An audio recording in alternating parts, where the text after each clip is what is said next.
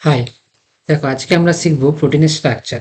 আমরা আগের দিন শিখেছি যে প্রোটিন হচ্ছে অ্যামিনো অ্যাসিডগুলো কন্ডেনসেশনের মাধ্যমে মনোমার গুলো একটা একটা করে যোগ হয়ে পলিপেপটাইড তৈরি করে, এবং এটা হচ্ছে প্রোটিনের প্রাইমারি স্ট্রাকচার। তোমরা দেখতে পাচ্ছ যে অ্যামিনো অ্যাসিডের কার্বক্সিলিক অ্যাসিড যে সিও ডবল ওই সেখান থেকে ওইচ গ্রুপ এবং এনএইচ টু আচ্ছা এবং এনএইচ টু পার্টের থেকে একটা হাইড্রোজেন।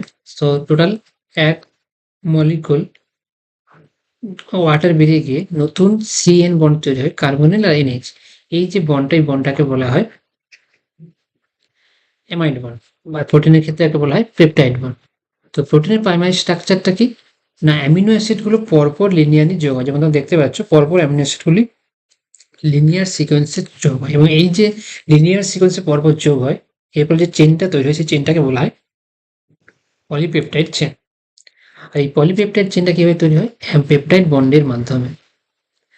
আর প্রত্যেকটা প্রোটিনের ক্ষেত্রে এই পেপটাইড চেনটা হচ্ছে ইউনিক, এবং এই পেপটাইড চেনগুলো কিন্তু পাকিয়ে পাকিয়ে পুরো প্রোটিনে তৈরি হয়। তাই প্রোটিনের ইউনিট মানে আইডেন্টিটি ডিফাইন করে তার প্রাইমারি স্ট্রাকচার।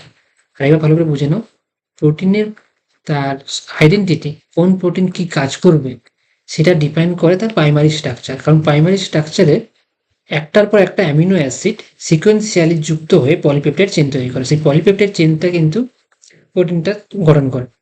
তার কারণে প্রাইমারি স্ট্রাকচার হচ্ছে প্রত্যেকটা প্রোটিনের আইডেন্টিটি।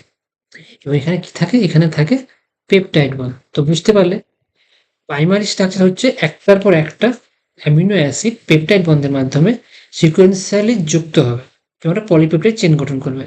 এটাকেই বলা হচ্ছে প্রাইমারি স্ট্রাকচার। এখানে কি থাকবে? এখানে পেপটাইড বন্ড থাকবে। এরপরে স্ট্রাকচার হচ্ছে সেকেন্ডারি স্ট্রাকচার। ভালো করে চেষ্টা করো, এই যে আমরা একটা পলিপেপটাইড চেন বানালাম, ধরো একটা সুতো, একটা পলিপেপটাইড চেন। এরপরে সুতোটা তুমি লিনিয়ার করে থাকতে পারো, অথবা সেটা পেঁচিয়ে গিয়ে স্প্রিং টাইপের হয়ে যেতে পারে। তো এই যে স্প্রিং টাইপের এই হেলিক্স, এটাকে বলে আলফা হেলিক্স। তো এই যে পলিপেপটাইড চেনের যে ফোল্ডিং, সেই ফোল্ডিংটা দুভাবে হতে পারে। একটা হচ্ছে আলফা হেলিক্স, যেখানে কি হবে স্পাইরাল স্পাইরাল হয়ে তারা পাকিয়ে যাবে, রাইট হ্যান্ডেড স্পাইরাল, সেটাকে বলা হবে আলফা হেলিক্স। আর একটা হচ্ছে বিটা প্লিটেড সিট। এই এডভেস্টারের যে ছাউনি হয় সেই ছাউনিতে তোমরা দেখতে পাচ্ছ এডভেস্টারের মতো অনেকটা দেখতে, এটাকে বলে বিটা প্লিটেড সিক্স। তাহলে সেকেন্ডারি স্ট্রাকচার দুটো হয়, একটা হচ্ছে আলফা হেলিক্স হতে পারে, আর একটা হচ্ছে বিটা প্লিটেড সিট। এবং এই সেকেন্ডারি স্ট্রাকচারে হাইড্রোজেন বন্ড হচ্ছে একটা স্টেবিলাইজিং বন্ড, যেটা কি করে না সেকেন্ডারি স্ট্রাকচারটাকে স্টেবিলাইজ করে। তাহলে বুঝতে পারলে যে সেকেন্ডারি স্ট্রাকচারের মধ্যে হাইড্রোজেন বন্ড থাকার কারণে এই স্ট্রাকচারগুলো পার্টিকুলার যে আকার, একটা হচ্ছে আলফা হেলিক্স আর একটা হচ্ছে বিটা প্লিটেড সিট, এরা দেখায়। এক্সাম্পল হচ্ছে আলফা কেরাটিন, এটা হচ্ছে আলফা হেলিক্সের একটা এক্সাম্পল, আর সিল্ক প্রোবিন এটা হচ্ছে বিটা সিটের একটা এক্সাম্পল। তো এখানে স্টেবিলাইজিং ইন্টারাকশন কারা করে? হাইড্রোজেন বন্ডের থ্রু হয়। এরপরে আমরা শিখবো টারশিয়ারি স্ট্রাকচার। দেখো, এই যে আমরা প্রথমে পলিপেপটাইড চেন তৈরি হলো, তারপরে তারা পাকিয়ে পাকিয়ে একটা আইদার তার লিনিয়ার হতে পারে অথবা তারা চাদরের মতো হতে পারে, একটা আলফা হেলিক্স অথবা একটা হচ্ছে বিটা প্লিটেড সিট। এরপরে ফার্দার 3 ডাইমেনশন থাকে। এতক্ষণ পর্যন্ত এটা 2 ডাইমেনশনাল পাকাচ্ছিল, এবার কি হবে? 3 dimensional folding of a single polypeptide chain. এর ফলে টারশিয়ারি স্ট্রাকচার তৈরি হয়। এবং এখানে কতগুলো গুরুত্বপূর্ণ ফোর্স বা ইন্টারাকশন যে পরীক্ষাতে বারবার জিজ্ঞাসা করা হয়, সেই ফোর্সগুলো কি? Hydrogen bond.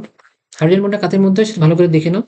এই যে অ্যামাইড বন্ডে সিও বন্ড আর এনএইচ বন্ড আছে না, সিও বন্ড আর এনএইচ বন্ড আছে, এই সিও বন্ড এনএইচ বন্ডের সাথে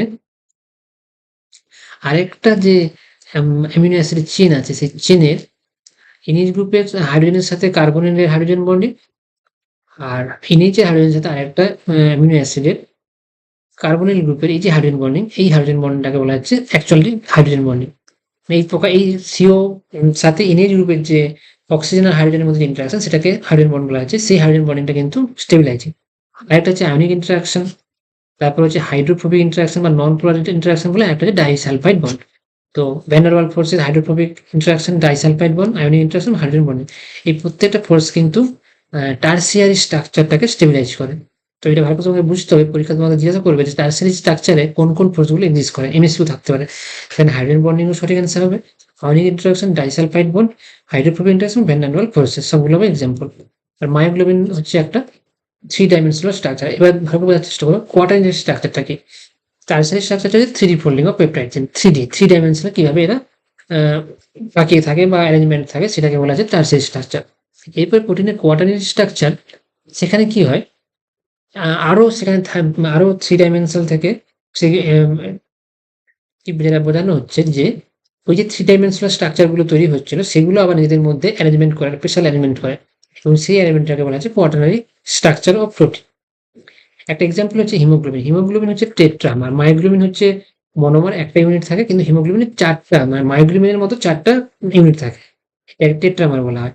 এটা দেখো দুটো আলফা সাব ইউনিট আছে, দুটো আলফা সাব ইউনিট এবং দুটো বিটা সাব ইউনিট রয়েছে। তো এটা হচ্ছে হিমোগ্লোবিন। হিমোগ্লোবিনের চারটে এরকম মায়োগ্লোবিনের মতো থ্রি ডাইমেনশনাল স্ট্রাকচার থাকে, তার কারণে একে বলা হয় টেট্রামার। তো এখানে কি হচ্ছে, এখানে পলিপেপটাইড যে চেনগুলো, সেই পলিপেপটাইড চেনগুলোর মাল্টিপল পলিপেপটাইড চেনগুলোর অ্যাসোসিয়েশনের ফলে একটা কোয়াটারনারি স্ট্রাকচার তৈরি হয়। এবং তোমরা বুঝতে পারছো এখানে স্টেবিলাইজিং ইন্টারাকশন গুলো, সব স্টেবিলাইজিং ইন্টারাকশন থাকবে, হাইড্রোজেন বন্ডিং থাকবে, ডাইসালফাইড ইন্টারাকশন থাকবে এবং আয়নিক ইন্টারাকশন, সব প্রকার স্টেবিলাইজেশন থাকবে। এবারে চলো আমরা কতগুলো কোশ্চেন সলভ করি। পিআইকিউ তো এখান থেকে কি কোশ্চেন এসেছে দেখো, তোমাদের জি অ্যাডভান্সতে জিজ্ঞাসা করা হয়েছে which level of protein structure is stabilized mainly by hydrogen bonding. দেখো শুধুমাত্র বলা হয়েছে যে হাইড্রোজেন বন্ডিংই একমাত্র স্টেবিলাইজিং ইন্টারাকশন মাধ্যমে কোন প্রোটিনের স্ট্রাকচারটাকে স্টেবিলাইজ করে। প্রাইমারিতে শুধু পেপটাইড বন্ড থাকে, সেখানে কোনো হাইড্রোজেন বন্ডিং থাকে না, তাই প্রাইমারিটা কেটে দাও। সেকেন্ডারি, টারসারি। দেখো টারসারিতে আমরা কি কি জানি, সেখানে হাইড্রোজেন বন্ডিং থাকবে, ডাইসালফাইড ইন্টারাকশন থাকবে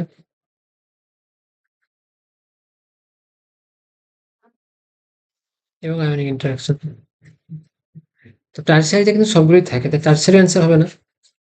কোয়াড্রেন্টে থাকবে, তার অ্যান্সার হবে সেকেন্ডারি। সেকেন্ডারি স্ট্রাকচারই একমাত্র প্রোটিনের স্ট্রাকচার যেটা কিনা শুধুমাত্র হাইড্রোজেন বন্ডিং এর মাধ্যমে স্টেবিলাইজ। অ্যান্সার হবে অপশন বি।